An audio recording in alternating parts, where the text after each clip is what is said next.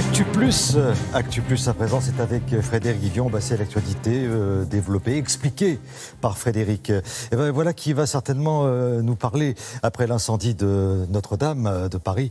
Et il n'y a pas que les incendies accidentels. Les monuments sont parfois aussi détruits pendant les guerres. Et aujourd'hui, dans les locaux genevois de l'UNESCO, a lieu une conférence internationale sur la protection des biens culturels en cas de guerre. Et voilà qui mérite quand même quelques explications. Techniquement, ce dont va parler l'UNESCO aujourd'hui, ça s'appelle le deuxième protocole de la Convention de La Haye, texte qui condamne les destructions de biens culturels pendant les guerres. La Convention de La Haye date de 1954, autrement dit, juste après la Deuxième Guerre mondiale en Europe, où des villes très riches en œuvres d'art ont été complètement rasées, comme par exemple Dresde en Allemagne, que voici sur cette photo. Dans le combat contre le nazisme, les Alliés n'ont pas vraiment eu le temps de faire de détails dans les bombardements en 1945. On peut citer aussi Berlin, où sur une grande avenue que voici, il y a une église qui a été laissée en demi-ruine, exprès justement par les Allemands, pour rappeler justement les destructions et les horreurs de la guerre. Alors malheureusement, ça n'a pas vraiment servi de leçon à l'Europe, puisque dans les années 90, on a recommencé pendant les guerres de Yougoslavie,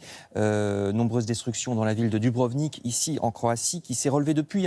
Elle est utilisée comme décor dans Game of Thrones, donc vous voyez que c'est une ville magnifique, mais enfin ça a pris beaucoup de temps.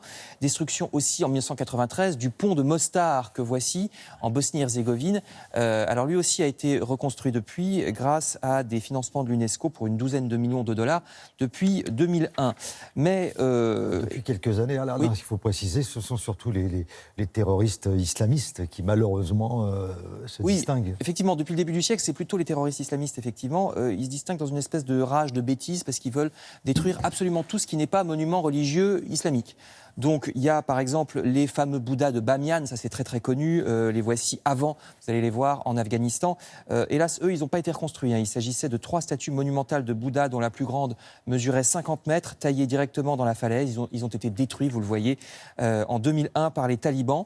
À l'autre extrémité du monde musulman, on peut citer aussi le massacre des mausolées de Tombouctou au Mali en 2012. Alors pareil, comme ce sont des monuments qui ne sont pas musulmans, les islamistes les détruisent à coups de masse, comme vous le voyez sur ces images. Et puis bien sûr, depuis 2011 et les débuts de la guerre en Syrie, alors là, c'est une région, la Syrie, très riche en monuments, qui a beaucoup souffert, parce que c'était une région limitrophe de l'Empire romain, donc il y a beaucoup de monuments de style romain, de style gréco-romain, plus exactement à Palmyre en 2015.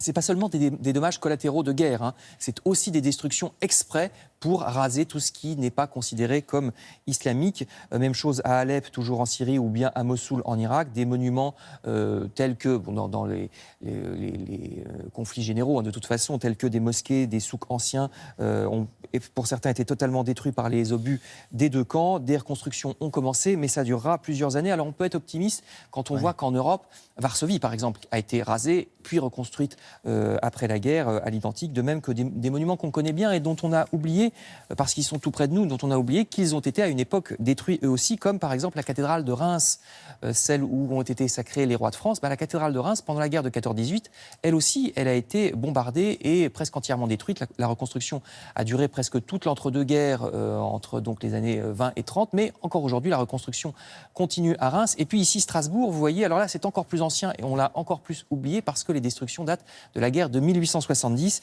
Le protocole de la Convention de La Haye, dont je vous parlais au début, prévoit non seulement des aides financières pour la reconstruction, mais aussi des sanctions pénales. Alors c'est rarement appliqué, mais ça commence à l'être. Les premières fois, ça a été lors des destructions de Tombouctou, dont je vous parlais à l'instant. Voilà, ça se passe aujourd'hui dans les locaux genevois de l'UNESCO, conférence internationale sur la protection des biens culturels en cas de guerre. Merci beaucoup, Frédéric Vivion.